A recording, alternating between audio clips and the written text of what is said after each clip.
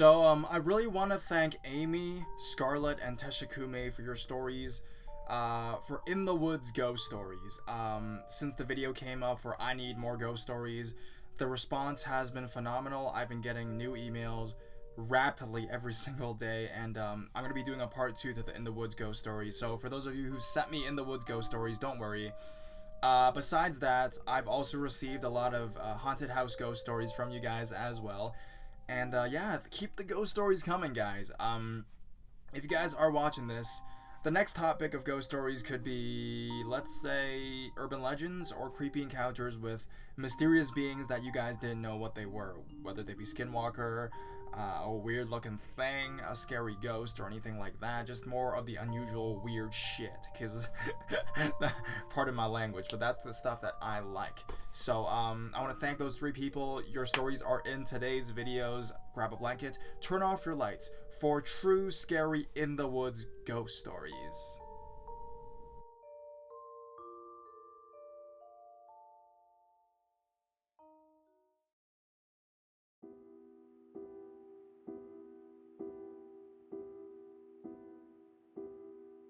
Cumberdale's Cabin. Excuse any grammar mistakes. I've proofread it many times and I think I got everything right. Thank you. Loved your videos, by the way. I'd never seen a ghost. I was always fascinated by the phenomenon, and once you die, you come back as a spirit, watching a loved one as you wait to cross beyond. It was quite an amazing thing, isn't it? I don't know which is more amazing, that people believe it or that they exist. I never really knew my preference. I'd never seen one before, and I always told they weren't real. But I was still curious, always curious. I have played Ouija boards, not that any sessions were ever successful. Bloody Mary, hell, even Charlie Challenge. Nothing ever. I still believed. I always believed, honestly. But as I started to grow up, I'm not 18, but I'm not a little kid, you know what I mean. My beliefs started to disappear. Well, that was up until 7th grade. I was always a good long-distance runner, and since I started playing sports that year, it was only obvious that it would be put in the 2,400 on the track team, or 6 laps around the track. With that, though, comes lots of training and building up your endurance. My tiny town of about 3,500 people was almost surrounded completely by woods, but not dense woods. They had biking trails, thick, tall trees to climb, parks, even bears, which is pretty amazing for Texas, as there aren't that many around. I had scouted those woods on my route every weekend, every day almost. I love those woods. There was only one thing weird about it. There was always a rumor of spirits that roamed the grounds. A man that was killed for his background. The tale goes like this. Robert Cumberdale was a young 20-something-year-old man who never fought in the militia. He was an Anglo, a Mexican. Why should he have to fight in the war to be separated from his home country? Truth was, he wasn't actually Mexican. He had lived in Mexico for years and had grown quite fond of the country and its people. He lived far out into the woods that surrounded our town that had recently been established. One night, he journeyed into the town through the woods to get himself a bottle of scotch, since tonight was his birthday. But he noticed a change in the atmosphere as he walked into town. There was celebration, as well as hatred directed towards him. After he bought himself a bottle of scotch, he kept his head down when a man approached him. The man proceeds to tell Cumberdale that he was no longer welcome in Texas in the town. Then, the townsfolk attacked Robert Cumberdale, slashing him all over his body with knives and wooden stakes. Then, they set Robert Cumberdale on fire and left him to die in the streets of our town. But when the townsfolk got up the next morning to dispose of Robert Cumberdale's body, he was nowhere to be found. Now, he lives in the woods. in his rotting cabin, and if you come across the cabin, he will catch you, slash you with his wooden stake, then set you on fire, and you will be doomed to an eternity like him. I never believed it. It sounded like an urban legend, like Candyman or Bloody Mary. It wasn't true, I thought, and I was almost sure of it. I'd never seen a ghost or a spirit, and I had been told this story since I was a little child. A campfire story, that's all it was. One Saturday morning, about a year ago in 7th grade, I set off from my house to go for a run through the woods, like I had always done. It was chilly, a March morning in Texas, which always had a sharp crisp in the air to it. The wind would whistle through my ponytail, and as I ran, my eyes would water. And when I got home 20 or so minutes later, I would have a cup of hot cocoa and write my online story as I listened to Horror Studio 1. But this morning felt different, felt weird. That's the only way I can really describe it. It was like nothing I had ever felt before. It felt heavy.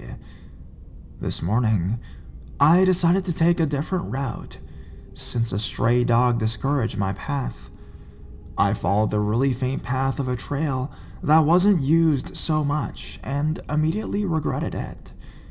The farther I went in, the harder it was to see the path, and that's when I saw it, an almost destroyed shack. I would have ran by it. I don't believe that tall tale anyways. But the only thing that kept me from moving was that there was a candle and a lantern hanging next to the doorless doorframe. I was frozen.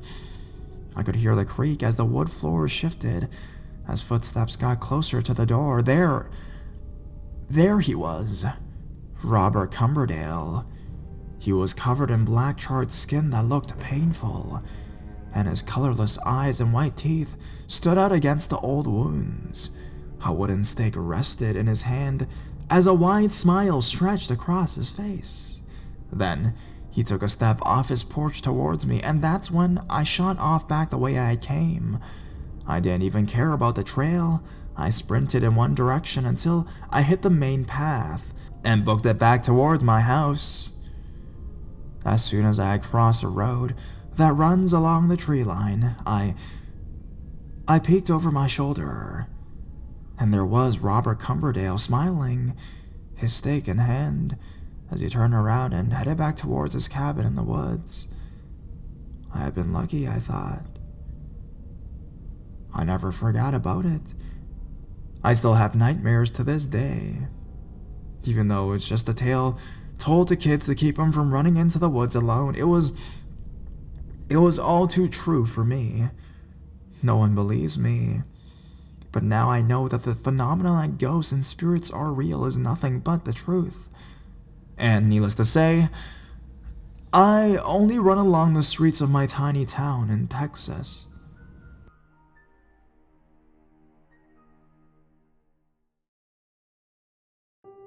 In the Woods Ghost Story. Hey Horror Studio 1, I love your videos and wanted to help you out. I've been watching your videos for over a year now and love the ghost stories too.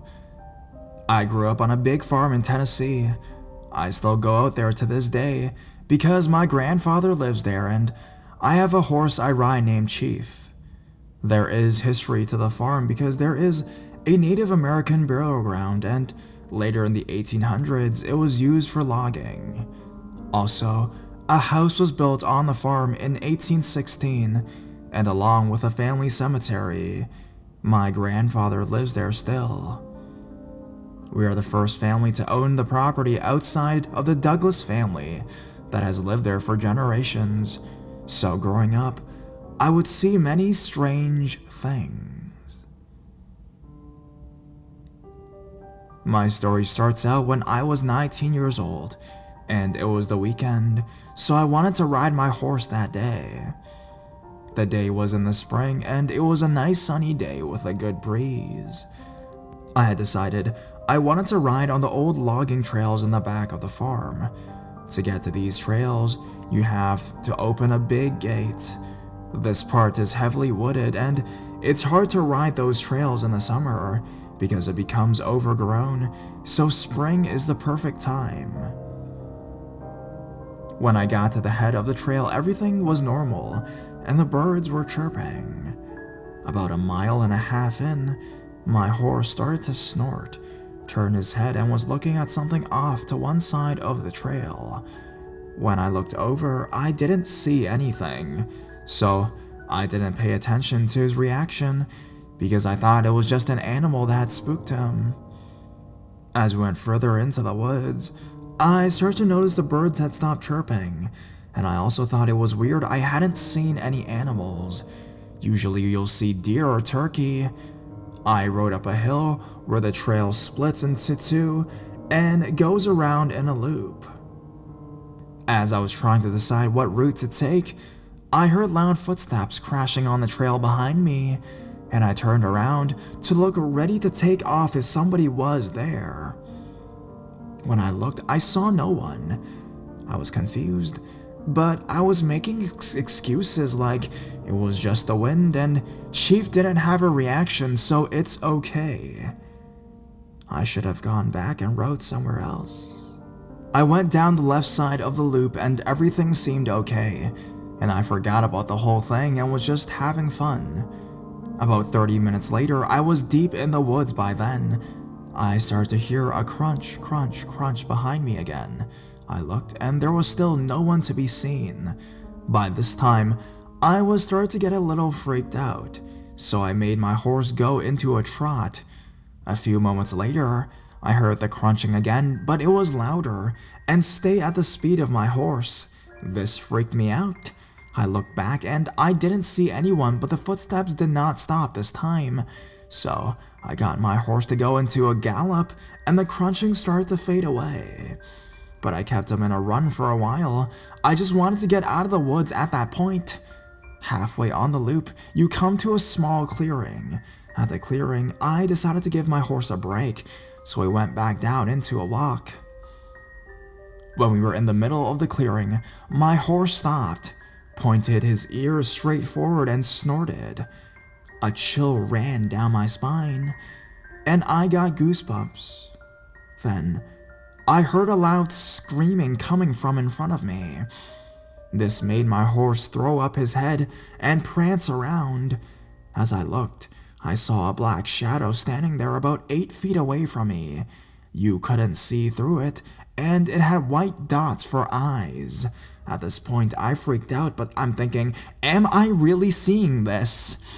This thing started to come towards me, and I turned my horse around. My horse ran. I started to hear the crunching behind again, but it was loud and keeping up with my horse at full out run. I looked behind, and this time I did see it. I saw the black thing floating in the air, but somehow it was still making those crunching noises. My horse ran through the woods down the hill, and he was so scared he jumped the gate. At that point, I didn't even care. I was so scared too. He ran all the way back to the barn, but that black thing didn't follow us past the gate, because I stopped hearing the crunching as soon as he jumped the gate. I've never gone back in that part of the woods since this day, and I don't plan on it. I checked my horse to see if he had hurt himself, but he was okay and there was nothing wrong. I wanted to help you out and hope this story is long enough.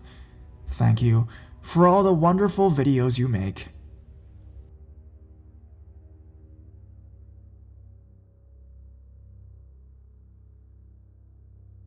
Many different ghost stories.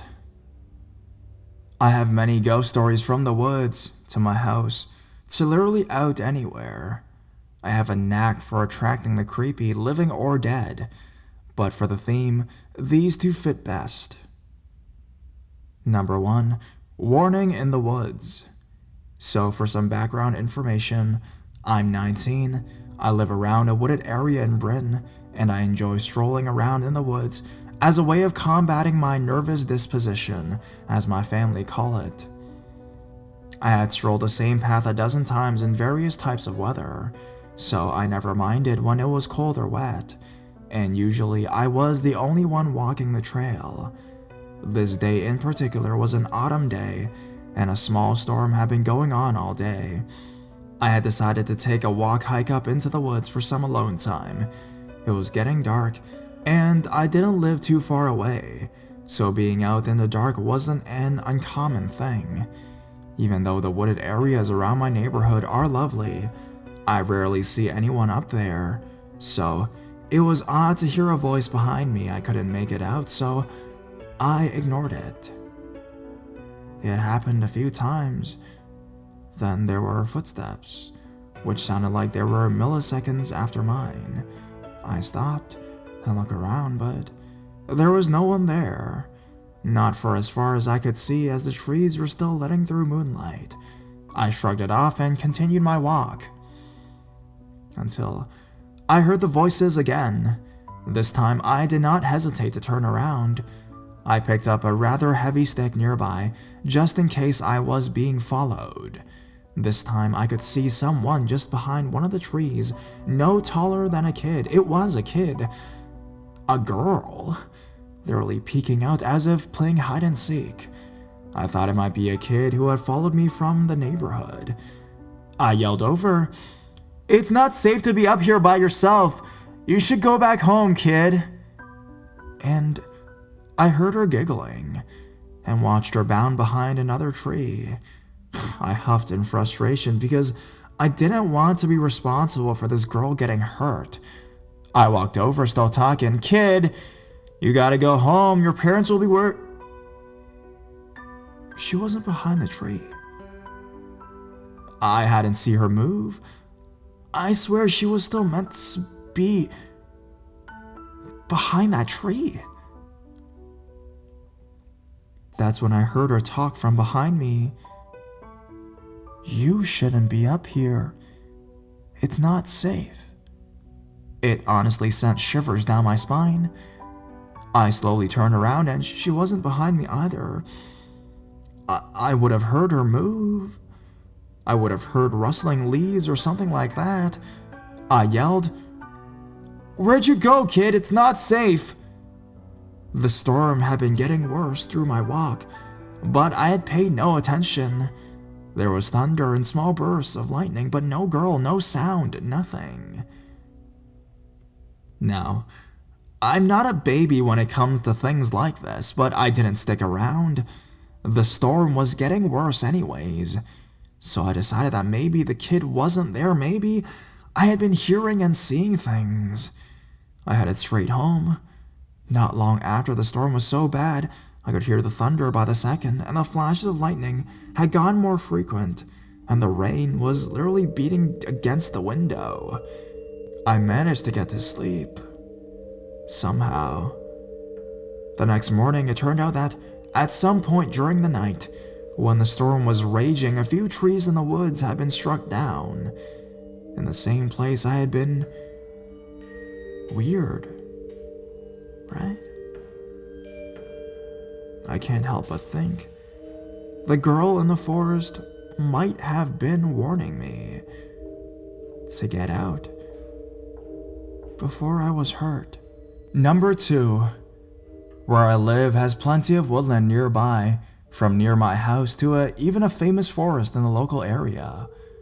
I love going for walks in the woods. I find it very relaxing and it makes me feel free.